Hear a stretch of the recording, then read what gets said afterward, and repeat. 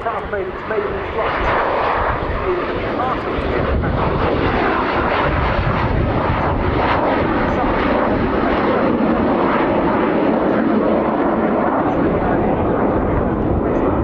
Up front, the first all-jet flight by a Me262 took place on the 18th of July 1942.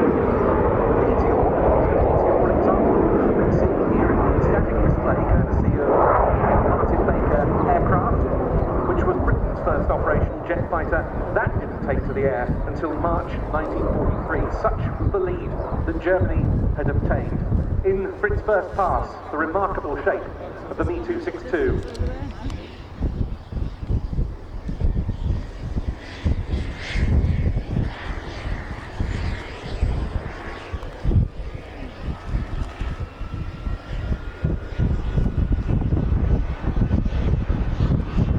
With all its problems, it was perhaps no surprise that the jet engines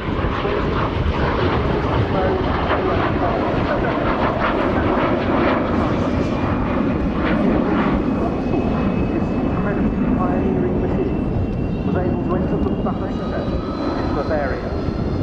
That August was renamed famously Kommando Milwaukee after its commanding officer, and it conducted the first ever mission in history by a jet fighter, scoring several air-to-air kills.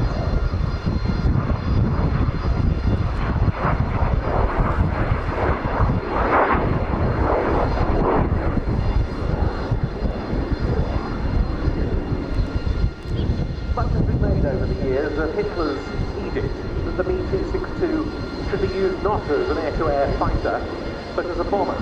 So it was that another Luftwaffe unit, Kampfgeschwader 54, converted to become the first ground attack unit on the type. It proved fairly ineffective in that role.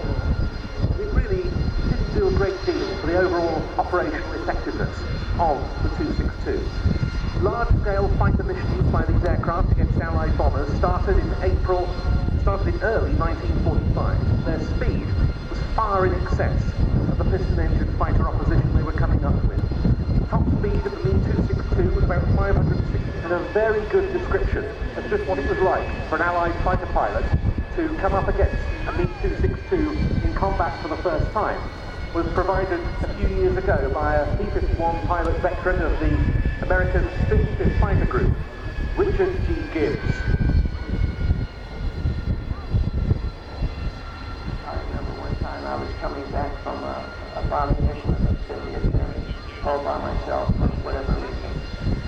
And I was about 30,000 feet, and I looked down there and I saw two stations at about 20,000 feet going in the direction.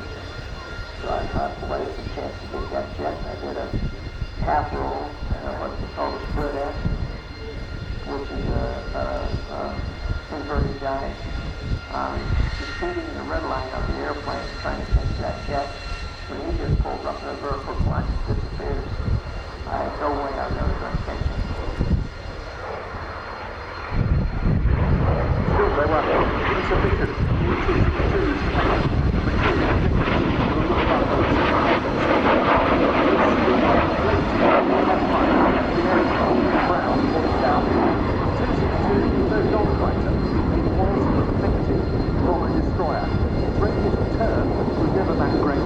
but it could outrun all Allied fighters until the advent of the Gloucester Meteor, and even then it was more manoeuvrable.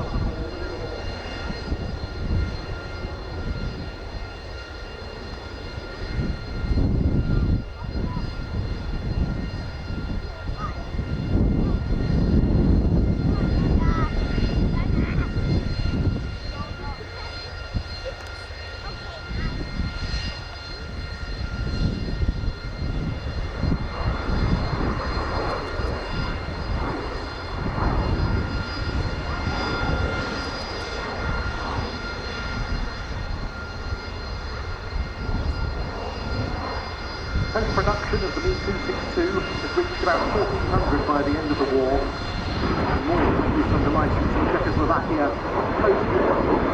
None have survived its current conditions. This is part of a reproduction project undertaken in the United States, which began in the 1990s using an original two-seat Me262 supplied by the US Navy as a capital aircraft. aircraft. The first of them put to the air in December 2002. This is the second of the 5 built. It was delivered to the Messerschmitt Foundation at Manching in Germany in the spring of 2006. It's only one of these aircraft to have been operated in Europe.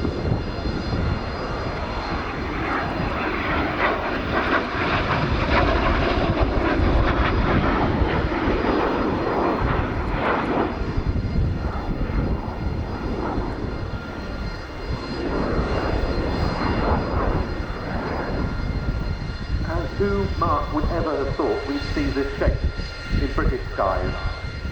Well, stunning silhouette that we've got here this weekend.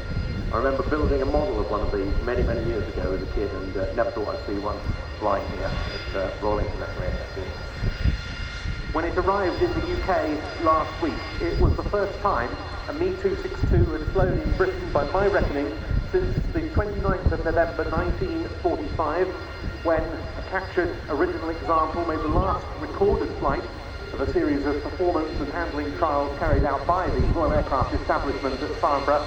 That aircraft is now at the RAF Museum London in Hendon. But how lucky we are that Airbus Heritage, the Messerschmitt Foundation and the Luftmuseum Messerschmitt at Manching should have acquired and been operating this aircraft for now 17 years. Finally, it's come to the UK, and it has not disappointed. The airplane in the hands of Airbus test pilot Gary Kleyenboul, a man of vast flying experience. He's been in the flight test business for more than 30 years, has frontline types such as the F-5E Tiger, the F-9 on display at the Battle of Britain Memorial Flight hangar at RAF Coningsby. Indeed, it undertook an air-to-air photography mission with their Spitfire 5 over the south coast on its arrival on these shores only a few days ago. I think a big congratulations is due to Peter RIAT and the team in Air Austria for securing this absolutely unique part of the show. Yes, it's been long in the making, but I'm just so happy that we're down at the runway 27 end. We didn't get to see it yesterday. We're going to get to see it today. It's getting airborne rather earlier than we anticipated to go off to the hole, an aeroplane. Those of you who live in the area around RAF Air could